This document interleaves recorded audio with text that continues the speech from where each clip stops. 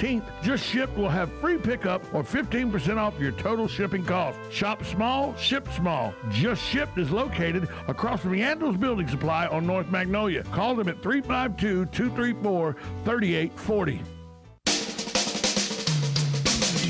This is Ocala Talks with Tom Schmidt, bringing stories that are important to our community in and around Ocala. Plus, of course, a splash of sports as well. Now, here's your host, Tom. Good Monday morning. Welcome to Ocala Talks with Tom Schmidt. Coming to you live from the palatial studios of WOCA Radio, just outside the food court entrance to the Paddock Mall in the Brick City beautiful Ocala, Florida. But we're offering you a chance to relax in a city just as beautiful if you live down there. I'm sure you think so. And we're talking about Miami Beach. It's only a drive away. Yes, that Miami Beach with its 7 miles of beaches, its international cuisine, its art and culture, and you could win a hotel stay in Miami Beach and a tank full of gas. But you can only win if you call in and give us your name and phone number. Just call 352-732-8000. Leave your name and phone number. That's right, 352-732-8000 is the number to call. Paradise, Miami Beach is only a drive away from your friends here at WOCA, The Source. Now on the phone lines, a guy who had a pretty good weekend. His nationally ranked Florida State Seminole basketball team victorious over the University of Florida on Saturday, 11 a.m. game. And then he got to bask in the fact that Florida loses at football because, you know, he's a Florida State guy, and they like when Florida loses too. So pretty good weekend for Galen. Good morning, Galen. Pretty good weekend for you. Oh, and Tampa Bay won as well. Yeah, I guess. I mean, the Vanguard basketball team looked pretty pitiful Saturday night. But, yeah, I mean, overall, I find it's one of those things when I watch teams play and a game is really turned on a really boneheaded play, the way when the safety just threw the cleat in the LSU game after he makes a great play, right? Cleat comes off, and he just chunks it. And my response as a coach is like, oh. And every player on the field realized immediately what he had done, and that it was a penalty. And the kid's emotions just got the better of him. He's a good football player. He'll overcome. Wilson's a great football player. Going to play in the NFL. Here's the thing, though. I was monitoring. He'll never do that again. No, I was monitoring social media, and every person. And I know they never played football. Okay, I know these people have never played, or if they played football, they're an idiot because they were saying this kid cost Florida the football game. No. That cost Florida that one play. No, Florida played horrible. Okay, Florida did not play well. Trask, who lost his chance to be a Heisman Trophy winner by fumbling the ball at the halftime, right at the half, and LSU takes it in for a score. Threw two interceptions for LSU that LSU turned into points. It was a terror. Somebody said, yeah, but he had 483. Yeah, and he had a loss. That's what he had. It was not a good played football game. They couldn't run the football. Defensively, they still can't stop LSU. Not a good. It was a really poor performance. It was, and for somebody to say, "Well, Wilson cost him the game," did that cost him a first down? Yes, but the kicker still had to make a 57-yard field goal. Yeah. I as a coach, it's one of those things. It's just you take this as a teaching moment, and I guarantee you, in every film room, in every school today, that'll be showing that clip. Oh, 100%. And that's, it's like I'll give you another one. Remember the Leon Lett play where he fumbled it at the 1 yard line, right? And then he also picked up a field goal, right? And then fumbled it, and that turned into points. Right. And so sometimes you have to learn from other people's mistakes, and both of those are shown when you're talking about special teams for don't touch the ball or things like that after a blocked field goal. Well, all those things are talked about. I could make an argument that Dan Mullen calling a timeout and letting the kicker collect himself was a bigger deal than throwing the cleat down the field. Yeah, I agree with you. In that situation, I would let him go because his heart was racing. He had to run all the way out there. They had 24 seconds to get out there, get set up, and kick a 57-yarder. Yeah, I agree with you. He did have a chance to think about it. It was a long break too. Yeah. It wasn't one of those 30 seconds. So, you know how quick, you know as well as I do. You know well as I do how hard it is to get 11 guys out on the field, get them set, get the ball snapped, get the ball sat down, and the kicker who has a routine he has to go through, all of that has to happen in 24 seconds. That's a big ask. That's a huge ask. Yeah, and I agree. There are times when you want the kicker to think about it. That wasn't one of those times, but it's hard to slam him for that. That's a tough one. Because if he doesn't call a timeout and he makes it, then it's like, why didn't you ice the kicker? Or if he doesn't call the timeout, it's a no-win situation. Or if he doesn't call the timeout and he makes it, then you only got 6 seconds left on the clock with the kickoff, so you don't have any time. I mean. And by the way, Florida missed a 50-yarder. Another reason why they didn't lose. And that's Florida, why they lost the game. And Florida missed a 50-yarder that could have tied it up right at the end of the game. So there was ample opportunity for Florida to win the game.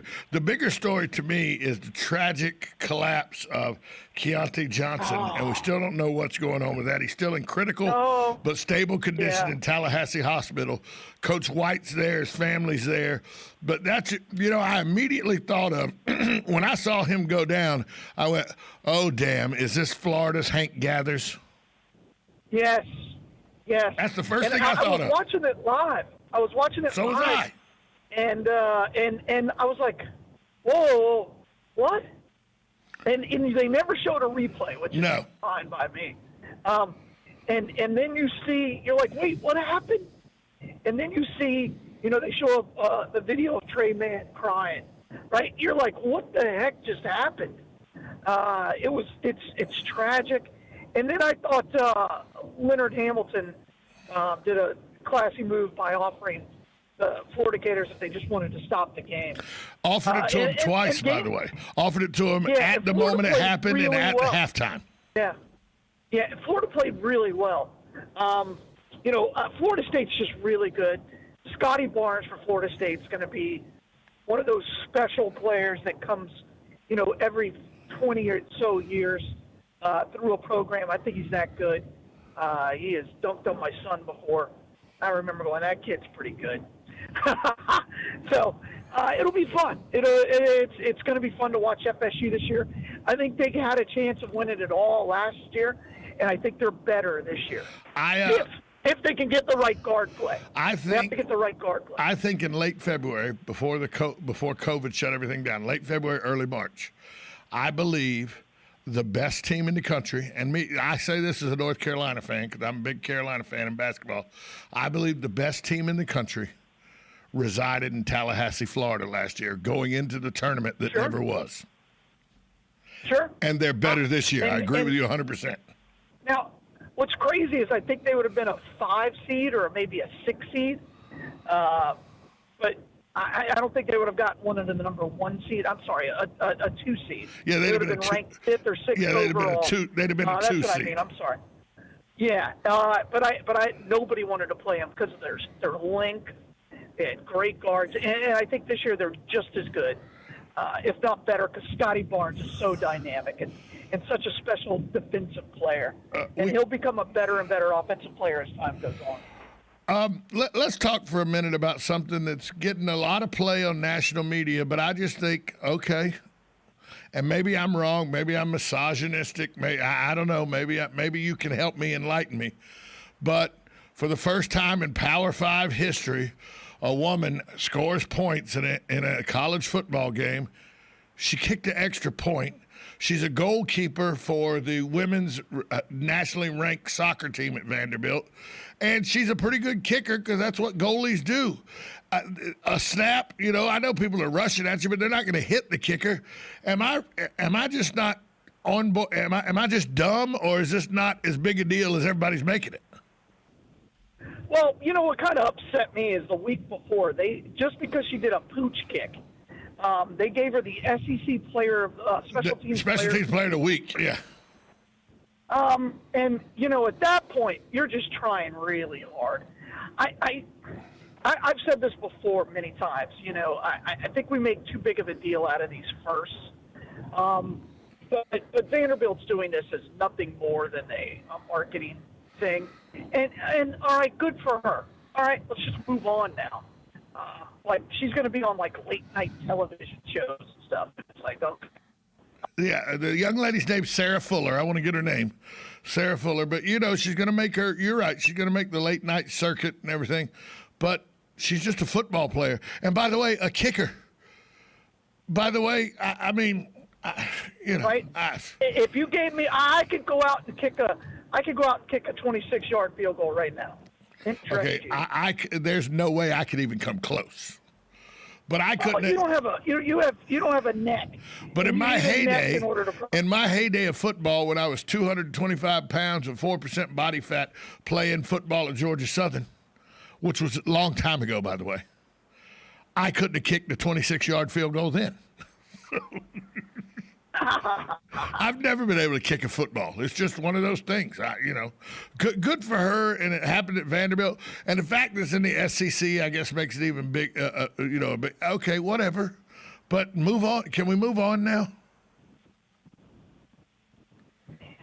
Maybe I'm missing it. Maybe I'm just not. I don't get it. But And my girlfriend was all excited. She's like, you got to talk about the kicker on the radio. I go, we'll talk about the kicker on the radio. Why? But why? Seriously, why? Is there? And again, I have two boys. So what is there anything a woman can't do that a man can do? I mean, seriously, I think the glass ceiling's gone. The CEO of my organization's a woman. Vice president-elect of the country is a woman. Right. I mean, what is a that's a popularity president contest. President of the United States. Doesn't have anything other. If Hillary Clinton was a likable person, she would have won. She's so unlikable that a guy with a bad spray tan and a comb over hairdo beat her soundly. Yeah, and again, so I don't know. I look at this and I just kind of laugh. It's like, okay, all right. And don't get me wrong, she kicked the extra point. Can we now move on? I hope so. Hey, good for her. Speaking of moving on, we need to move on to a break from our good friends at Palm Garden Health and Rehabilitative Services and Penn Flooring. We'll be right back after this timeout. I'm Jan from Palm Garden. Christmas in 2020 sure looks different than it has in years past. I'm Crystal, and it's fair to say this year has been like no other for the healthcare and the whole community. We want to thank our frontline staff who continue to care for our residents every day. And thanks to the family members who have been unable to visit for so long. We wish each and every one of you a blessed holiday season. Merry Christmas from Palm Garden.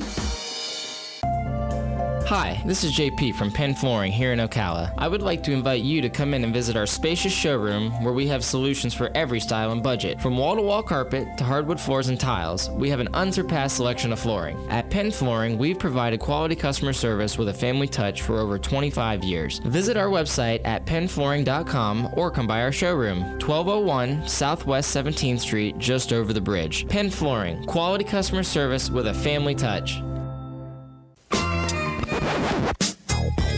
Now you did it. Are you completely insane? He's back. He, who must not be named. The man, the myth. The only guy in Ocala to eat his own weight in fried pickles. Twice. Now, you asked for it. Sorta. Live and in person. It's Tom Schmitz. Welcome back to Ocala Talks with Tom Schmitz on a Monday morning, an overcast but warm Monday morning. Galen Unall from Life South on the phone with us, brought to you by the good folks at Penn Flooring, family owned and operated, serving Marion County for over 30 plus years. Penn Flooring owes every bit of their success to their unrivaled customer service. Penn Flooring is a full-service flooring company dedicated to finding the best solution to your flooring needs and having experience in both commercial and residential fields. Go see their amazing showroom at 1201 Southwest 17th Street here in Ocala, or call them at 352-351-3420. We'd also like to thank Palm Garden Health and Rehabilitation Center. They're located at 2700 Southwest 34th Street.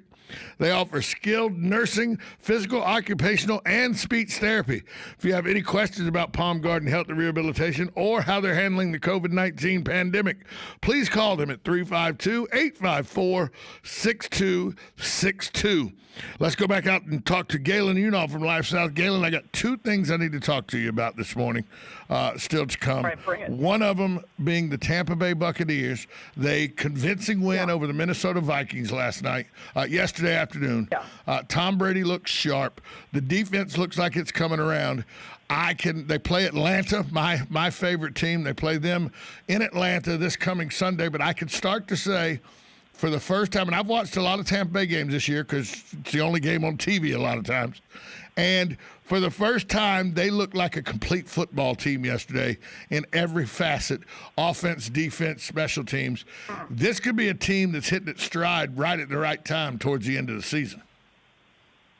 I'm going to disagree with you on one thing. I thought Tom Brady looked terrible in the first half. He made one good throw for their first touchdown to Scotty Miller. He would look terrible. He missed a lot of wide open guys. Defensively, this team is good. Really good. Really good. That front seven is good. I think their cornerbacks and their secondary is questionable, but Tom Brady's got to make throws. I mean, he's got Mike Evans and Antonio Brown to throw to, and Godwin and Gronkowski. Three of those guys are Hall of Famers, and he's got to do a better job making throws. He's right now the weak link of this football team. Are we seeing another situation like Peyton Manning was the weak link in Denver, but they were able to overcome it and win a Super Bowl? Is that kind of the same analogy you see now? No, because he can throw the ball. He's just not been accurate the last couple of weeks. Peyton Manning couldn't throw the ball more than 25 yards. No, he couldn't. I think this is more of a Joe Montana when he went to Kansas City. Oh, so okay. He took that team to the playoffs, but he just couldn't make enough throws to get them over that hump. And they lost to the Cleveland Browns. But we'll see. I'm just waiting for the Ndamukong Suh blow up. I know it's coming. If it doesn't come, that'll be great. But I know. Oh, it happens every game. But I mean one where he's going to get suspended or something. I'm just waiting for it. No, he's too mature for that. He's done it a long time. But he does something every game, and you're like, that could have been a penalty. He did it yesterday. Every game.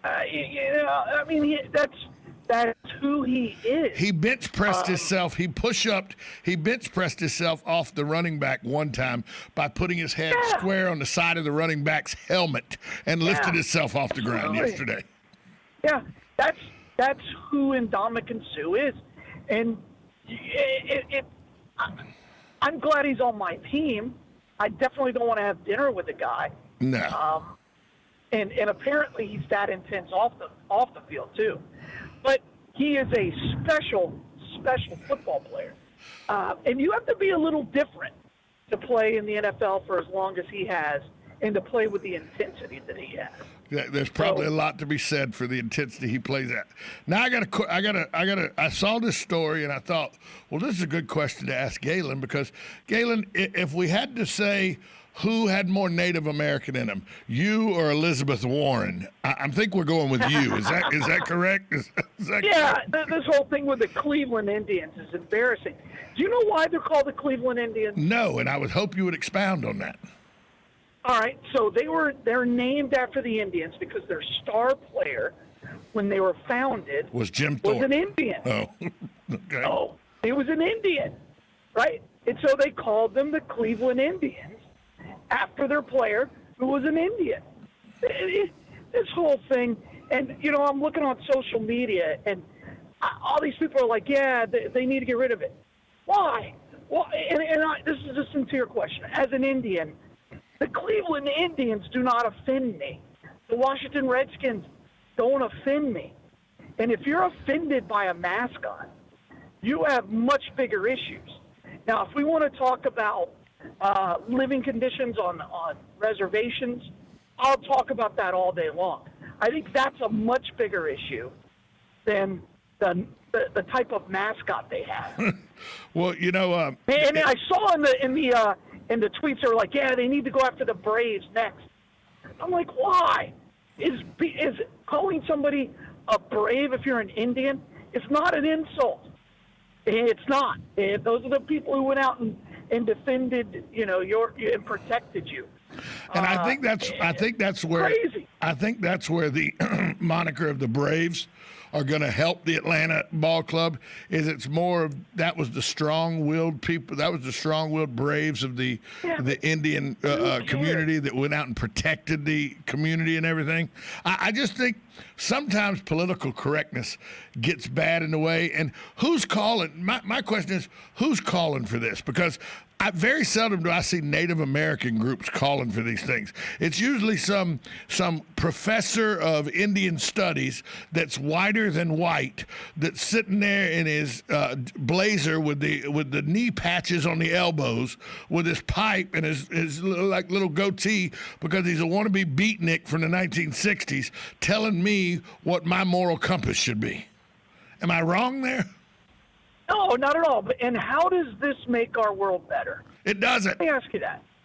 How does it possibly change anything? And like you said, does changing the logo, does changing the mascot change how people feel about Native Americans? No. And like you said, if you want to change something, you want to do something to benefit the Native Americans, let's talk about the way that the reservations, the squalor that you see on reservations throughout this country, the alcoholism you see on reservations throughout this country, the education systems that are failing on reservation systems throughout this country. There's a lot more we can do to help the Native American population in this country than remove a cartoon caricature from the uniform of the Cleveland Baseball Club. It's just silly. It's silly.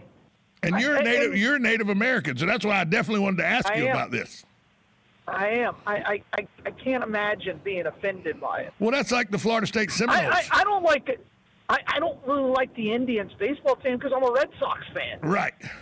But that's like the Seminoles. The Seminole Indian tribe has said no. Florida State gets to keep that moniker for as long as we want them to have it. Yeah, and they have a deep relationship with one another. Exactly. And by the way, Florida State helped them get a casino.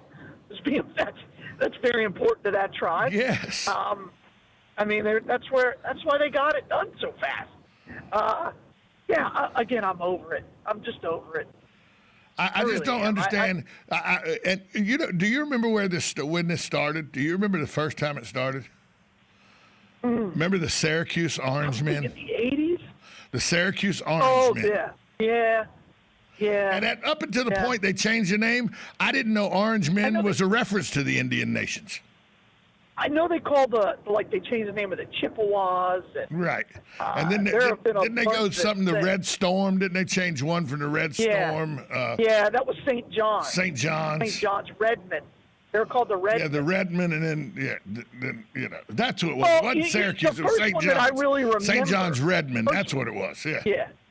The first one that I really remember was the Bullets, the Washington Bullets changing their name. Because they were the Washington Braves. Were they the Washington Braves? Or no. They the Bullets, Bullets. Yeah, because they didn't like the connotation to weaponry. Yeah. Well, I can't help it if you're the murder capital of the world at the time. And one of your players brings a gun into the locker room and threatens other players with it. Remember Gilbert Arenas doing that? That was pretty good. Yeah, absolutely. Hey, Galen. Absolutely. Galen, successful weekend because I saw the Bloodmobile just about everywhere I went this weekend. Where's the Bloodmobile today? Hey, today we're going to be out at the Winn-Dixie on 326, so on the north side of 441. So you're talking about 5 minutes from my house. Good. There you go. All right, come by and see us, and give the gift of blood, give the gift of life, and donate blood. And again, we're still testing for convalescent plasma and the antibodies, and we need it. So please stop by and see us. Call us at 622-3544. See you, guy. Talk to you tomorrow. All right. Be good. Bye. We'll be right back. Paddock Mall Studios. This is WOCA, Ocala, Gainesville, The Villages, 1370 AM, 96.3 FM, The Source. USA Radio News with Lance Pride. Pfizer's COVID-19 vaccinations in the United States are scheduled to be administered within hours. The largest mass vaccination campaign since polio shots were rolled out in the 1950s. About 145 U.S. hospitals and other sites will receive vaccine doses Monday, followed by 425 on Tuesday and 66 on Wednesday. That's according to General Gustav Perna, Chief Operating Officer of Operation Warp Speed. The U.S. Embassy in Khartoum said Monday that President Trump's administration has removed Sudan from the U.S. list of state sponsors of terrorism. Delisting Sudan is also a key initiative for the government in Khartoum to normalize relations with Israel. The two countries have agreed to full diplomatic ties, making Sudan the third Arab state after the United Arab Emirates and Bahrain to move to normalize relations with Israel this year. A bipartisan group of lawmakers will unveil a $908 billion corona relief virus package on Monday. USA Radio News. The stress levels of Americans may be at an all-time high. From education to business to basic needs to politics, the 2020 pandemic-related stressors are pushing many of us to near breaking point. That's why you should consider the stress and pain-relieving products from sunny-bay.com, like our lavender neck wraps and pads infused with premium Washington lavender buds. They relieve tension and relax with a soothing scent of lavender. And lifestyle expert Jennifer Bonner recommends products from Sunny Bay. Sunny Bay's hands-free neck wrap should be your go-to pain relief solution. Give gifts to family and friends that relieve stress and pain. Give love and care by giving the best. Give pillows, neck wraps, and body wraps from sunny-bay.com, a Biomed DB design company. Just click sunny-bay.com. That's sunny-bay.com.